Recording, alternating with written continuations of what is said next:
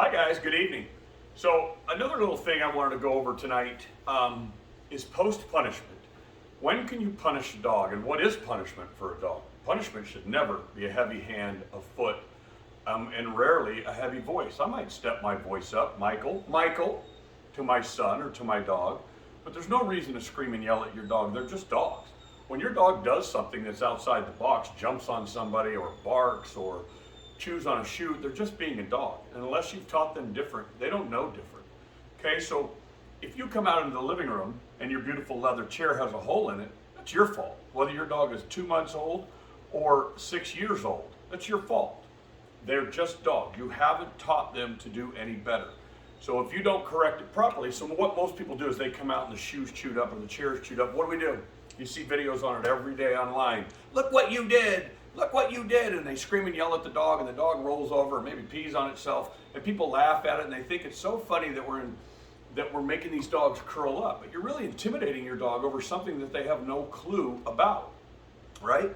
So if the dogs live in the moment, you literally have a second to make that correction. If you correct a dog, if the dog chews up the chair, 5 minutes later you come out and he's laying over there and you yell at him for the chair, you're just yelling at him for sitting there, and you're intimidating your dog for no reason. You have to catch the dog at the beginning of the action, when their mouth opens, when they look at the chair, before they've chewed on it for 2 minutes. Hell, if your dog's chewed on it for 2 minutes and you catch him in it and you tell him no, what you just told him was, hey, that's okay that you chewed on that for a little while, but now I want you to stop.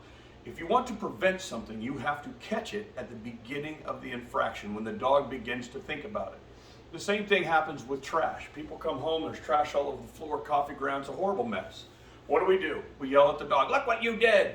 What you're doing, so pretty soon, you'll see people post about it. They'll go, oh, my dog knows. I put the key in the door. My dog's hiding behind the couch because he knows he's in trouble. Now, what he knows is that when you come home from work or wherever you're at, you're going to intimidate him because there's trash on the floor. He does not know it's because he did it. So he's going to do it again and again and again and again.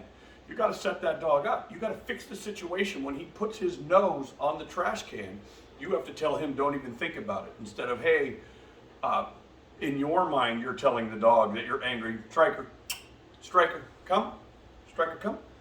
In your mind, you're yelling at the dog because he got in the trash. In his mind, you're yelling at him because you came home. Okay? So try not to intimidate your dog even seconds after something occurs, because they don't understand it, guys. You're just yelling at your dog for no reason. Catch them in the beginning of the infraction, not the end. I'll give you one more example. Jumping on the couch. People call me all the time. So what's the rule about jumping on the couch? It's whatever the hell you say it is in your house. If you want your dog on the couch, let the damn dog on the couch. If you don't, then you need to make a steadfast rule, and everybody in the household needs to agree with that ruling and understand it and keep the dog to 100%. Okay? So people call me all the time and they say, hey Brad, my dog keeps getting on the couch. And I say, then what? And they say, well, when I tell him to get off, he gets off. So he knows he's not supposed to get on the couch. And I say, no, what you've taught him was to get off the couch, and it sounds like he's really good at it, because every time that you tell him to get off the couch, he gets off the couch. But he jumps right back on because you've never taught him not to get on the couch, right? So you have to catch the dog at the beginning of the infraction, when they begin to jump on the couch, when they think about jumping on the couch. And you need to go with the don't even think about it theory, instead of, hey, now that you've been on the couch, that's cool, get off. Even though as a human, that's not what we're saying. That is the way the dog understands it. So guys, no such thing as post-punishment. If you find something that your dog chewed up, a rug, a couch, a chair, a shoe, whatever, don't yell at your dog. It's not their fault. They're dogs, okay? If you want them to do something different, you have to teach them. And I understand these videos don't cover all those things, because it's very different in every household who's involved when you get children involved and stuff like that. And so it's not always an easy fix, but the point is, don't intimidate your dog for something that they don't understand. Just because you think they understand it doesn't mean they do, right? They don't speak English, they don't speak dog, they don't have a language. So just because you keep babbling crap doesn't mean your dog understands crap. Okay? You could say the same damn thing over and over for 6 months and call your dog stubborn, which is the most common one, or stupid, which isn't very common, or too smart, which is super common as well. Stubborn is the most common. My dog's stubborn, I told him 4 times. Well, he doesn't understand English. So just because you tell him crap doesn't mean he understands it, right? So make sure that we are clear and concise, and our dog actually understands what you're talking about.